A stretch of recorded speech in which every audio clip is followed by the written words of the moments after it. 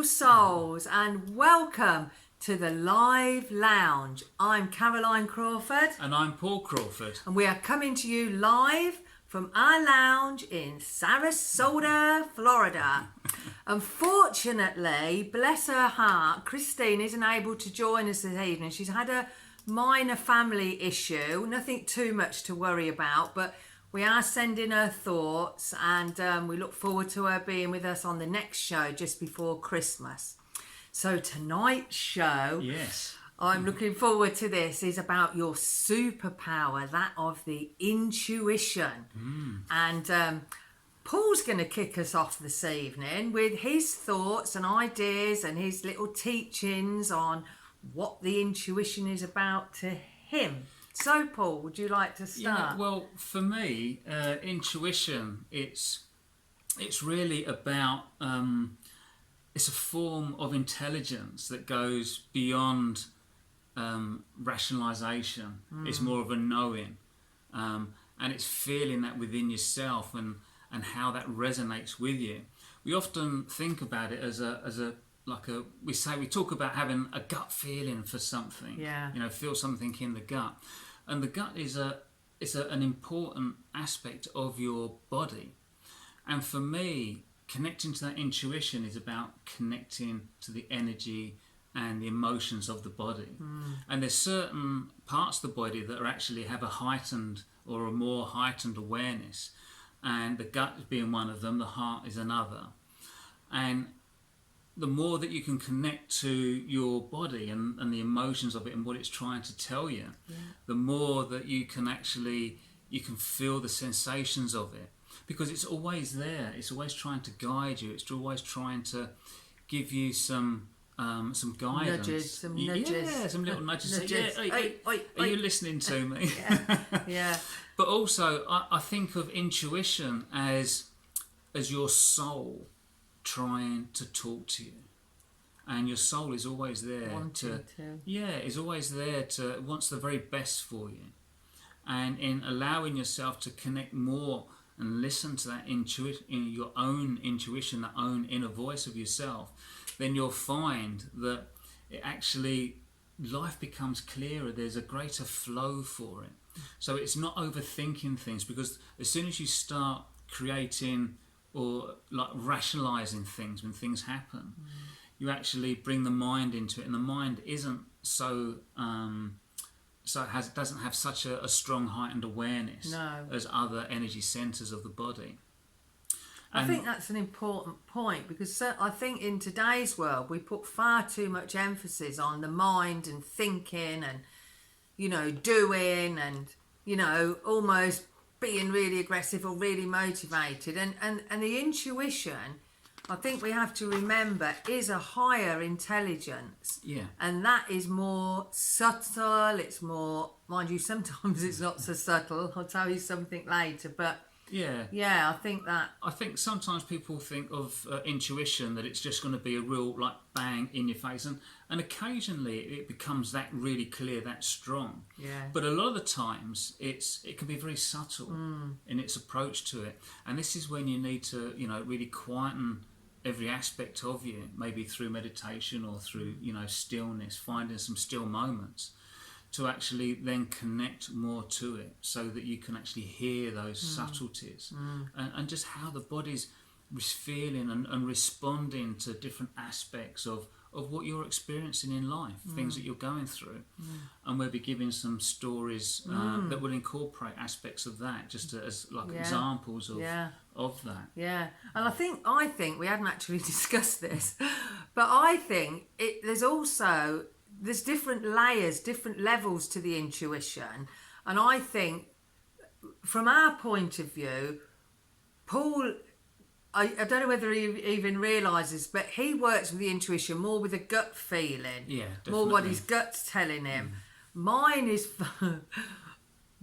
far more, I think, the heart. I'll have a lot of visions. I'll have a lot of insights, intuitions. So I think there are different layers or different levels to intuition, and it very much depends on what we want out of what we want out of intuition, what we need from intuition at that particular point in our life, and then how it will manifest to help guide us forward. Do you want me to carry on? Yeah. Sorry, because to me, I'm terrible. The superpower is we're all born with it, of the intuition. Some people say, oh, well, I'm not very intuitive, but I actually don't buy that. We are all born with a sixth sense of the intuition. And it's that, as Paul said, it's that voice of our soul. And as I said, there's different layers of intuition, just as there's multi-dimensional levels to us as beings. I know we're sitting here as human beings and you're sitting there, beautiful live loungers, watching the show. But there's a part of us that is resonating on a much higher level, our spirit, our soul. And when we're in touch and in tune with that higher level of intelligence, through stillness, through quiet, and actually we can hone that skill. We can train it, just like, you might train a muscle, athletes might train, people say, and I said, look, you can't give up after one or two hurdles. If you were going to train for, say, a marathon, you wouldn't run once every so often, or you'd be in trouble. So you'd need to have a regular training program to enable your fitness to come up, to enable your body to deal with it. You'd eat healthily, and it's the same with intuition. We need to train ourselves into having quiet times, having still times, and learning to note the signals. Now, Paul talked about the gut feeling, which is great. And scientists, and you probably already know, if you're listening to our program, you've probably got a good understanding of it. But the right side of the brain, the right hemisphere, is very much the side of the brain that deals with insight, with intuition, with our creative side. And the left side is about, as Paul said, the reasoning side, the thinking side, the lateral thinking. So when we're more in tune through quietness and stillness, we can have that ability to tap into the intuition. And the good thing about the intuition is it has the ability to understand or to know something immediately. Yeah. And I don't know how many times people have said to me, how do you know that? It's just a knowing. And the more you hone that, and it's almost like, you form a relationship with it. Because it's part of your soul, the stronger relationship you have with yourself, with your soul. And I know Julie's out there watching, and the first class that I was teaching on spiritual intuitives was, you can't separate your self-belief in yourself from your intuition, because they are interlinked. And the stronger your self-belief is, and the stronger trust you have in yourself, in these intuitions that come to you, the stronger it is, and the more you can build on that. But, many eminent musicians and artists are acclaimed to be more in tune with something of a higher nature. If you think of some, maybe a painting you've seen, or listened to an exquisite piece of music that just came out of some higher realm. I've heard people singing and I've thought, gosh, that sounds just like an angel to me. When we're in tune with that, we do go to that higher level, because we're tapping into that higher intelligence. I think it's that inspiration, isn't it? And I think that's the thing with your intuition. It will often inspire you to certain thoughts, certain ways of thinking. And it's not all about, just rushing ahead and I'm going to act on that. Sometimes you will, but it's also a bit of common sense in there as well. Yeah. But once that message identifies itself to you, then it's a matter of you acting upon it. Yeah. I'm just going to say, we don't usually do this, but I know we've got a lot of intuitives watching and joining us now. Hi, Julie. Hi, Jojo. Got your necklace on. And hi, Cheryl. Hi, everybody. So we're joined and we're in good company. So I'm going to give you a little quote from Albert Einstein. I might just have to pick my piece of paper up because I'm not always good at remembering them. So Albert Einstein said, "The intuitive mind is a sacred gift, and the rational mind is a faithful servant. We have created a society that honours the servant and has forgotten the gift." And I think that just leads on nicely to, in days gone by, back in, many years ago, Native Americans would indulge, they'd share the pipe as they sat round that lovely fire. I love having that vision of that. And they would share their stories of their visions and of their dream time.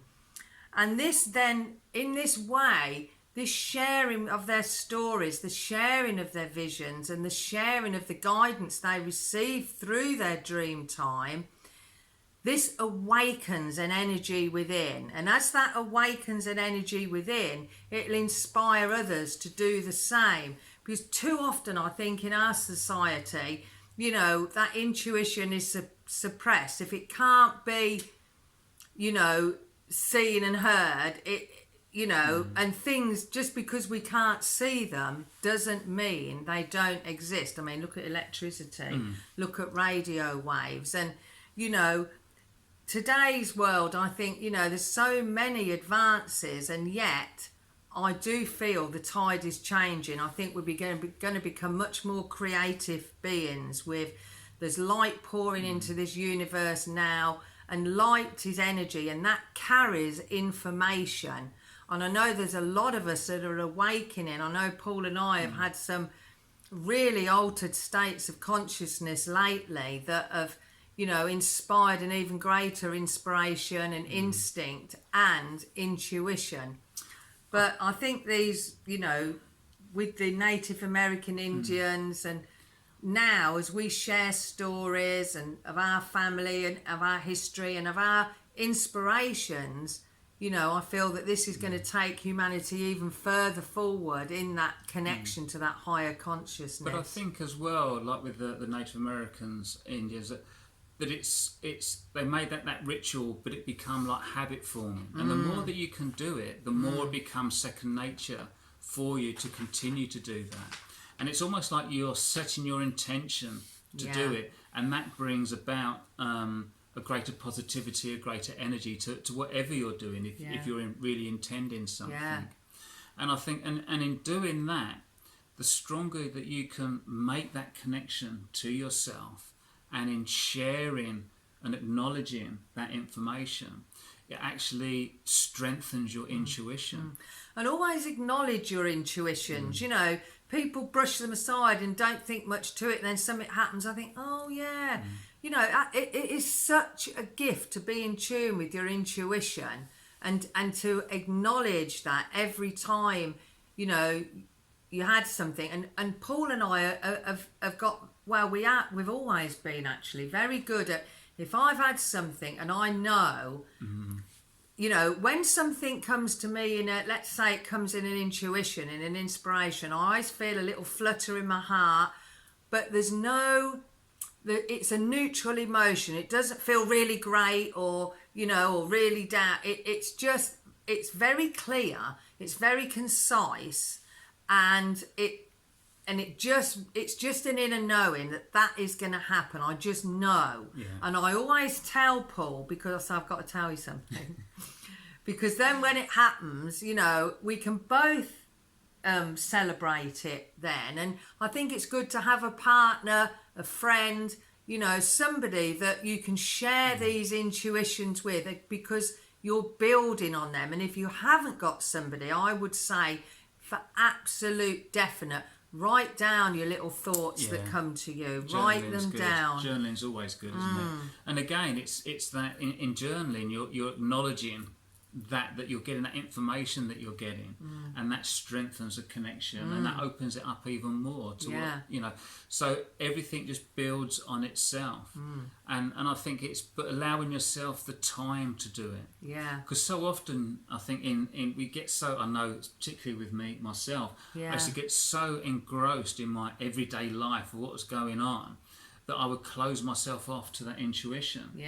And even when you're getting that gut feeling of things, which is a strong way that I actually sense something, and I find that in allowing myself to quieten my mind, just to still it, so that I can actually start listening to what my soul is trying to tell me, that inner guidance, what it's trying to tell me, what it's giving me, those little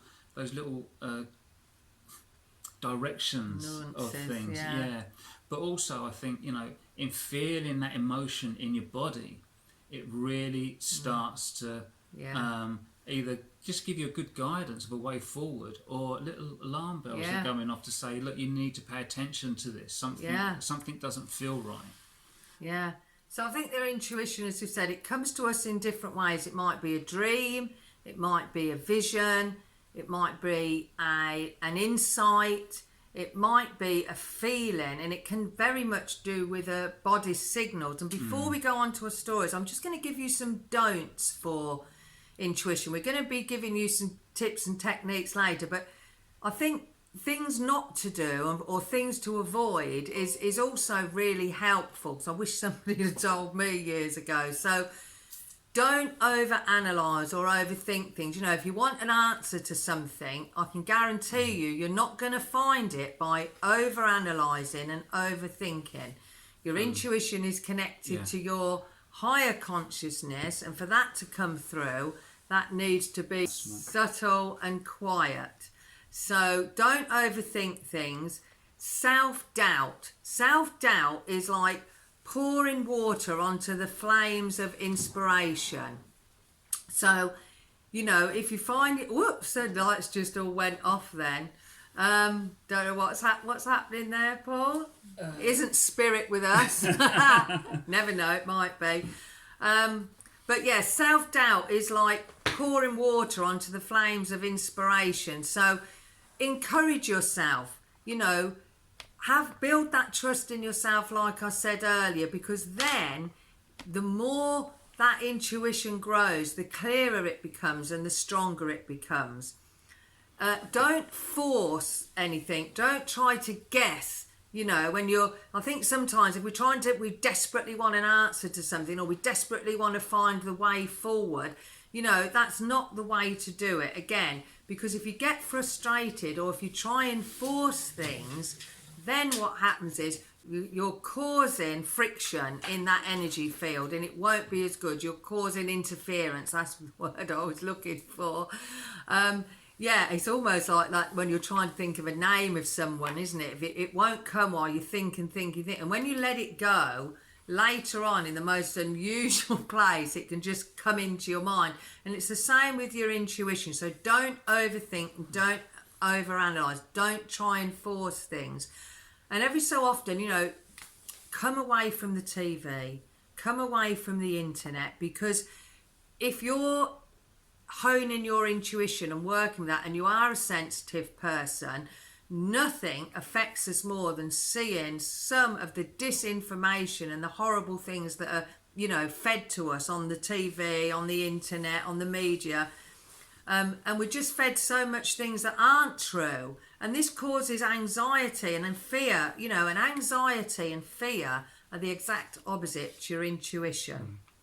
So, and those subtler energies.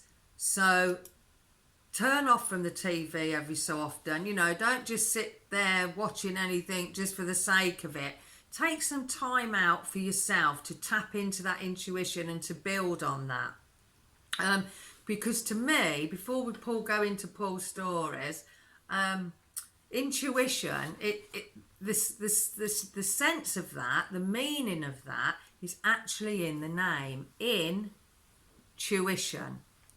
So inner tuition, it comes from within. It isn't going to come from any source outside of yourself. Nothing outside of you is going to give you that same rate of higher intelligence and inspiration and insight and gut feeling as your inner world. That is where everything lies. Remember, you are a soul. That soul expresses itself through your heart. Your intuition will also give you gut instinct feelings through your solar plexus center. Remember, we've got that energy field around us. We are not confined to the body. And it's like a little web of millions, if you like, or trillions of tiny little, almost like a web, and this is why you'll sense things and something doesn't feel right, or that feels good. So get used to listening to your body's signals. Get used to listening to your body, because it gives you valuable information about people, about places, about decisions, about career, and pay attention to those thoughts that out of nowhere pop into your mind, because they are a bit different from your everyday thoughts, and you'll learn to differentiate between what is a thought, what you are thinking, and when it's intuition, you'll find it's something that comes to you. It is different, and the more you develop it, the better you get at that, as we said. But accessing it, make yourself quiet and still, detach away from the TV, the media, the internet, and from negative people. If you found someone's draining your energy, then you've got to be kind to yourself and listen to that and take steps to do that. So another good thing that you can do with getting that intuition finely tuned, your superpower, is to have a dream log. This is something that I have done. I don't do as much of it now because it becomes more like second nature.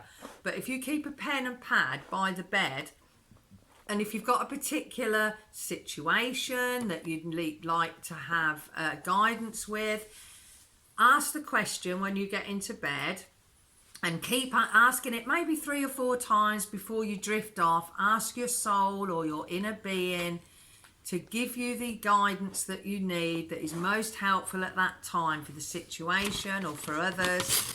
And then when you wake up, you can make a note of that. And if something doesn't come to you straight away, don't worry, just sit up and write, because you'll find that at that time of the day, you are quite in tune with those energies, because you've been in your dream time before you've come back into the physical. And you'll find that if you just start to write what you need, the information will come to you. And don't doubt it. I know I keep saying this, but it's so important, because I've written things down years and years and years ago and questioned it, and then it's took place, or it's been really good guidance. So and then reflect and evaluate what you've received. You might need to take appropriate action. You might just need things to unfold. But logging it down, because that is really important. And this strengthens your connection to your intuition, to your self-belief. And those two things are your real superpowers, your intuition and your self-belief. So, fan those flames of the fire like you would encourage a good friend. And then by doing that, you're increasing your connection to yourself, you're building on that self-belief, and you're getting a much stronger connection. But remember, enjoy moments of calm and trust. And I'm going to give you 2 examples of how intuition has worked with me. Although I must admit, it's kind of everyday nature to me in a lot of ways. I always go with what I feel most of the time. I do have my times when I don't. But one of the times that stands out to me was before I met Paul. I was sort of on a bit of not a sabbatical, but I was on a, I'm just going to have a break from relationships. And it was just before then I had this dream. Actually, that's wrong. It was probably a couple of years before then. I had this really strong dream. I'd been thinking, all my friends are either married or engaged, and I was thinking, life's going by. When am I going to meet somebody that, I really get on with, that I feel is a perfect match for me? And I dreamt this night, that I would meet a man called Paul. We would meet by the sea, and he would be of mixed race.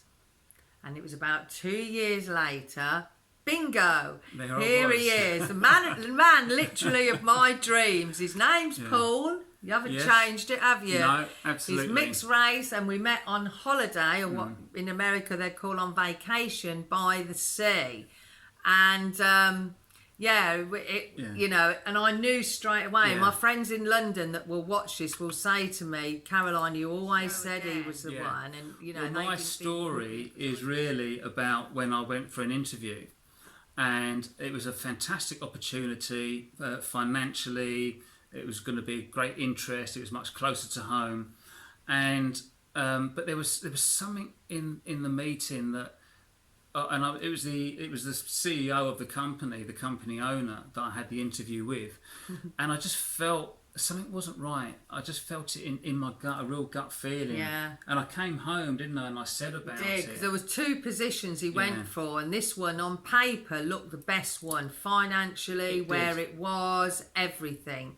But in the essence. I decided that it wasn't right. I had to go with that feeling. It was such a strong emotion. So I phoned up the CEO and I said, look, I'm not going to take the job.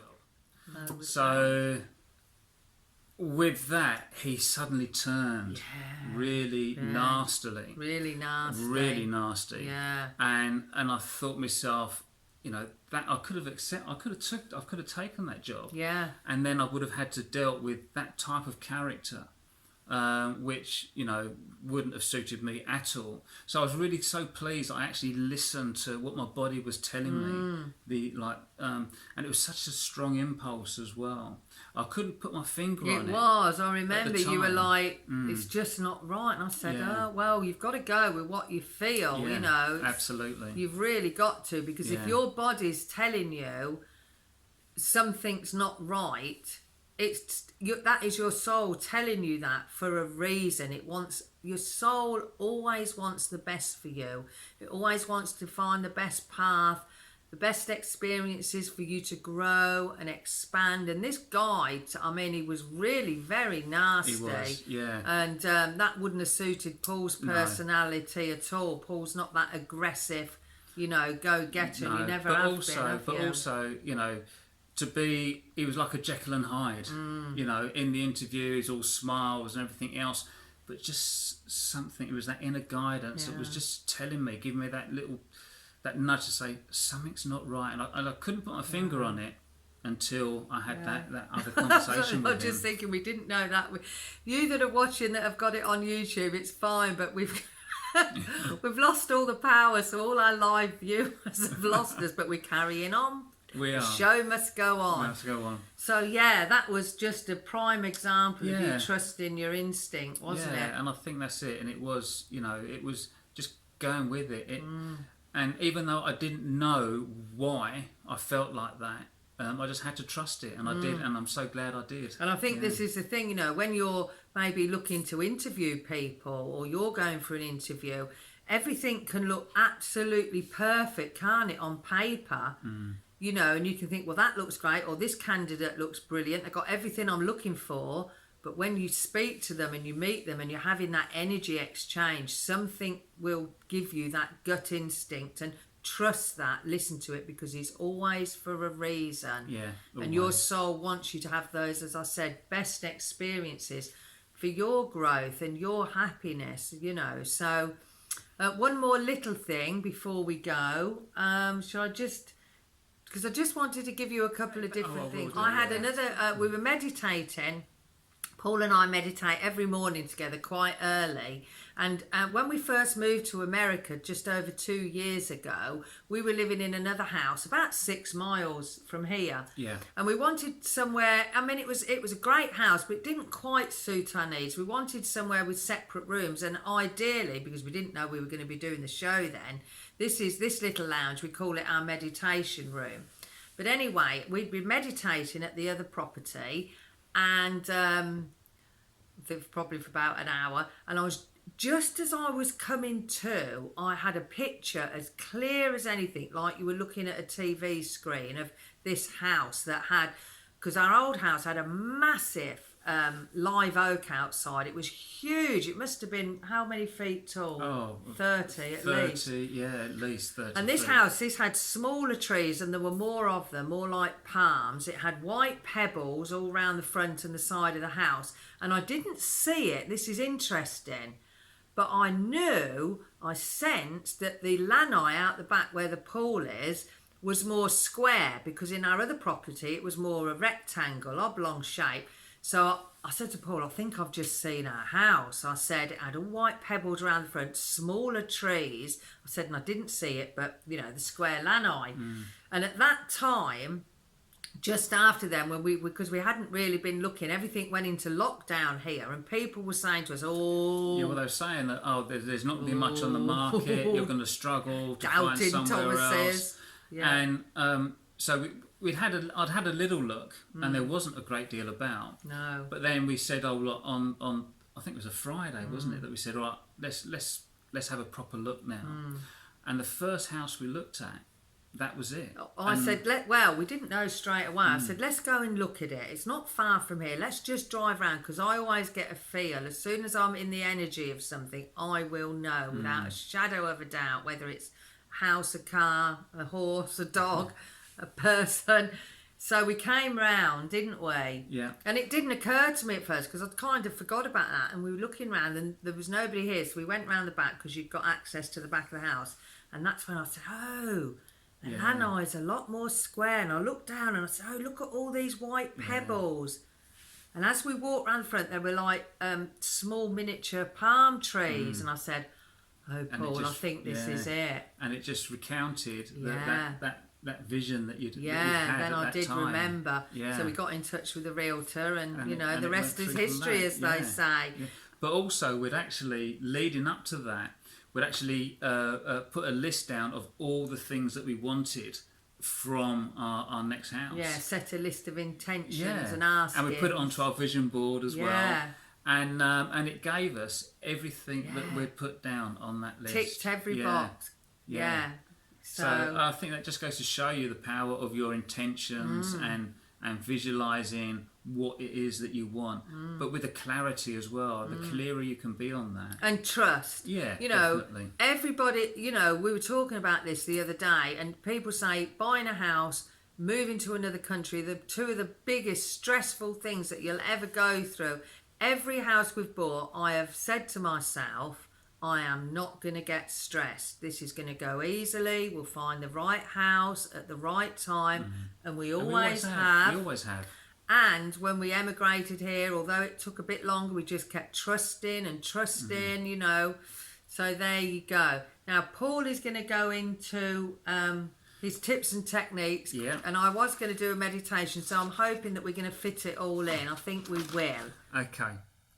So I think for me, the tips and techniques, really is first thing is to set aside some time to quieten your mind, a bit of stillness, maybe 20 or 30 minutes. And in that time, it's just allowing yourself then to start connecting and hearing that inner voice, and acknowledging what it's saying to you. But also going into that with the intention of doing that, as we just spoke about, of having that intention actually energizes everything that you're doing. And then through that stillness, you'll begin to start creating a more heightened awareness to that inner voice, to your intuition. And then secondly, you can then start to ask yourself questions. Once you've actually stilled yourself, ask yourself questions. It might be, you know, what is the best way forward for me in whatever it is I'm experiencing, whatever I need some guidance on. And then just allowing yourself then to actually listen to the voice, listen to that inner voice, listen to what your intuition is trying to tell you and guide you. And it might be that you don't actually hear it in that moment, but you will hear it later on. And it also may manifest itself with in a form of synchronicities or with meaningful coincidences. So it's not always just an actual voice that says, oh, this is what you know, or you actually know. You're inviting, through connecting through the energies of the universe, that guidance that's coming into you from there. Okay. And then after that, really, it's just about being very much aware of your body, of how your body's feeling, acknowledging it, and then allowing yourself to resonate with that feeling. And that's because that can then lead you forward, is a bit of a guidance in itself to say, there's something here. What would you say when you say to people, listen to your body? What feelings may they experience, or should they be looking for? Sometimes it's like I did when I had that interview. Something didn't feel right. I had a bit of tension there. Yeah. And you can feel that sometimes when you're meeting people. Yeah. Maybe new people for the first time, or some certain people, as you said before, that there might be certain people that you're around that you get a more of a negative feel. Yeah, or a good but feeling. But also something more positive. Yeah, you can get goosebumps and go tingly all over. And you can just get, a more, you might, if it's something more positive, you might get just feel a greater joy with something. Did you feel tingly when you met me? I always feel tingly, yeah. Sorry, just couldn't resist it.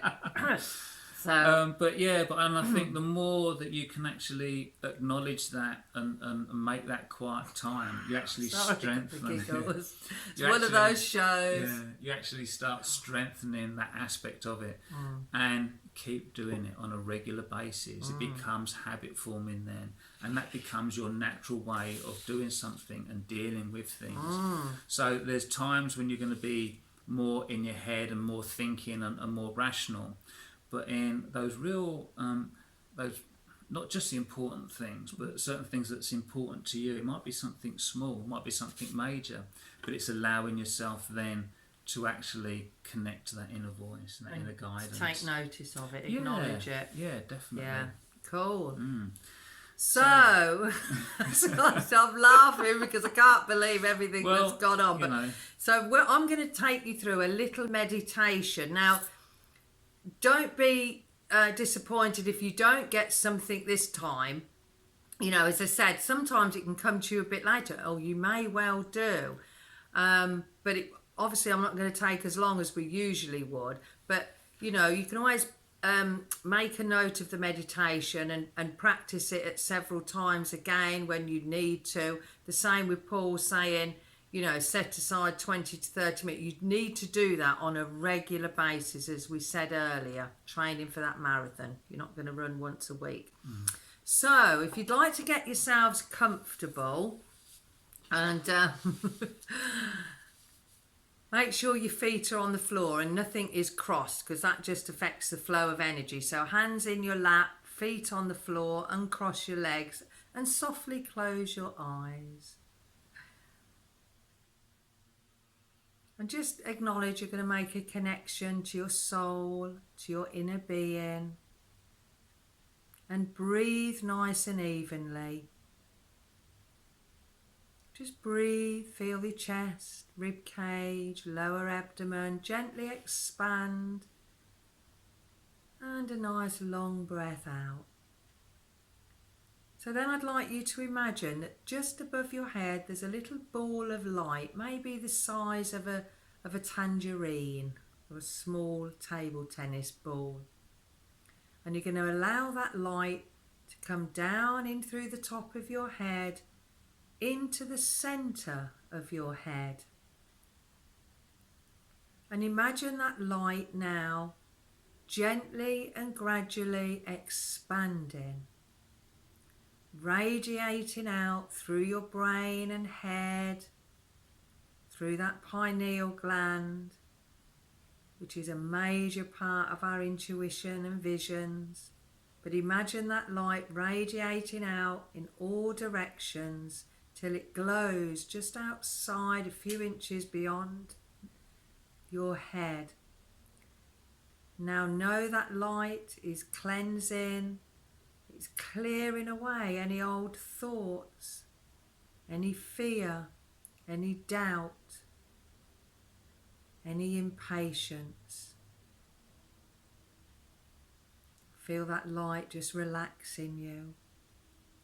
And then bring your attention to the back of your head and just allow that light to travel down your spine into the very base of your spine, into that tailbone. And then let that small light again begin to expand. Let it spread out all through the lower back, the lower abdomen, filling your pelvis area with light.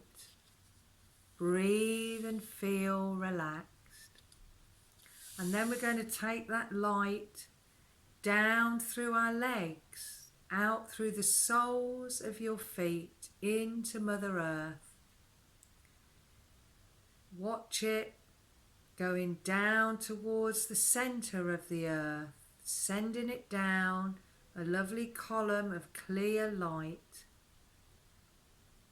And as you get into the centre of the earth, you notice another ball of light emanating there, right in the centre of the earth. And feel those two lights now, the one you have sent down, the one that is emanating at the core of Mother Earth, merging together. And that light is filled with a divine intuitive energy, and we're going to bring that light up from the earth's core back up into your body. So visualize that light coming back up through the earth, coming up and entering the soles of your feet, gently filling your legs, coming up through the lower body, the middle body, and into your heart and chest area. Feel its soothing, beautiful light. And then ask, what do I need to be most aware of right now? And just gently notice any thoughts, any feelings or images that may appear. And it's absolutely fine if nothing appears right now.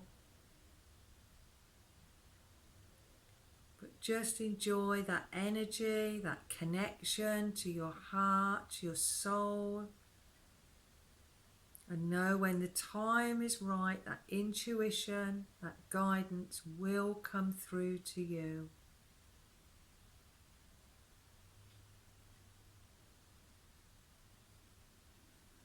So it could be very subtle thoughts, feelings or images that arise. And then bring your attention back to your breathing. We're going to gently bring ourselves to. And often, if you don't receive anything in that moment, just be open. Sometimes you might see something on the TV, you might read something, you might see something in a book, you might see something outside that gives you that sign, that signal. So use that meditation as often as you like. You can take a little bit longer doing it. And as I say, just trust yourself. This is the most important thing.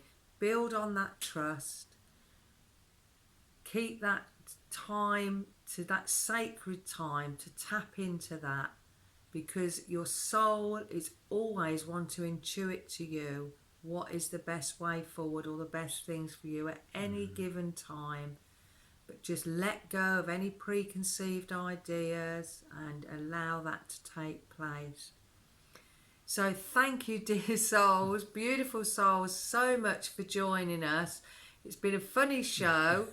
Very different sort of show. Yeah, Christine couldn't join us, and we lost the lead was playing it, but never mind. We were here, we carried on. We hope you've enjoyed the show. We've certainly enjoyed your energies, those that did join us live. Thank you so, so much. We really appreciate that you tuned in and listened. So I hope you've gained something from that. Trust your intuition. Next show on December the 16th. It's going to be a good one. If we've had trouble now, goodness help us then, because it's going to be about spirit guides and angels and the role they play in our lives to help us. So that will be very interesting after today's show. So I know when I did a radio interview about the mediumship, I had to redo it because spirit interfered so much. There was all these strange noises. She had in over 30 years of broadcasting, never had that happened. So we'll see how it goes. So but I think during that that little short meditation, guided visualization that you did, I actually got, just go with the flow. Don't allow irritation to take hold of you. And I think that's the thing, like the show, all the things that have gone, that have happened with the power going off and everything else. Funny. You just got to go with it. You know, it's like life. You know, life, it's not all regimented out, and you just got to just go makes with it more fun, more interesting. And so things have a way of always working out anyway.